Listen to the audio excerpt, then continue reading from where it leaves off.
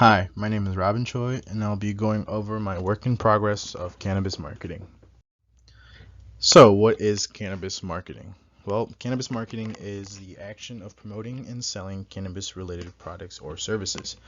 With a current of 18 states that have legalized marijuana, it is a booming industry that's going to grow even more.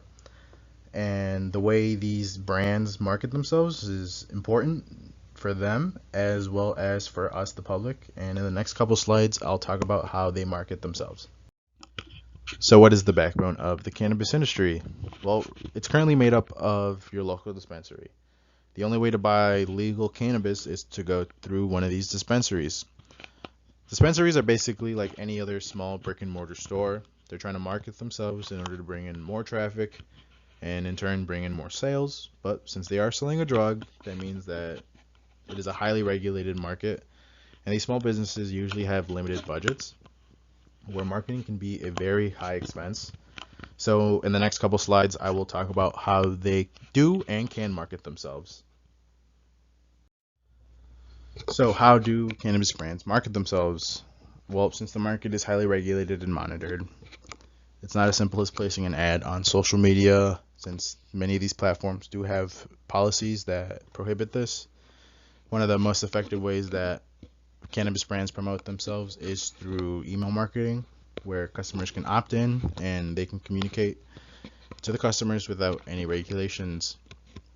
Another similar way of marketing is through SMS marketing, where customers can opt in to receive text from these brands, whether it be relating to promotions, new products, and usually used to incentivize repeat business.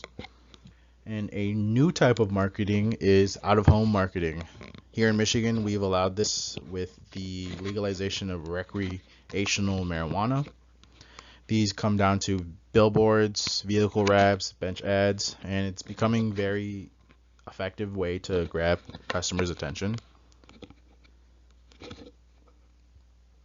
The problem with out of home marketing is that it's fairly expensive and each state has its own regulations for it.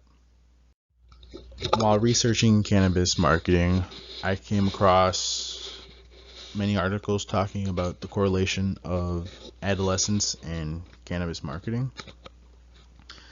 Since many of these brands do have social media presence, that does draw for some concern since most teens do use some sort of social media. But since cannabis is fairly new, there has been little research about the relationship of adolescents and cannabis marketing to cannabis use. But we can use the research done on alcohol and tobacco, and there are strong correlations between youth exposure and the marketing with that.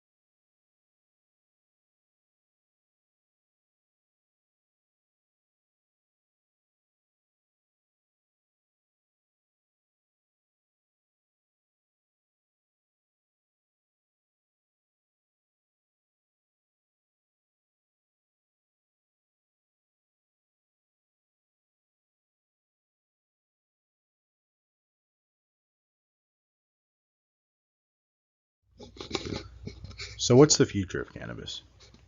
The cannabis industry is still fairly new, but it's an ever changing and complex one. As society begins to evolve and public perception of cannabis changes, many cannabis brands and companies will have to face hurdles in order to market legally.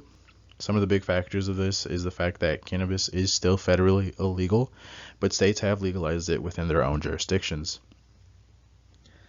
So this means that each state and county has their own legislative laws for cannabis marketing that brands will have to consider in order to market legally. There are talks of the federal legalization of cannabis, so we will see what the future of cannabis marketing holds.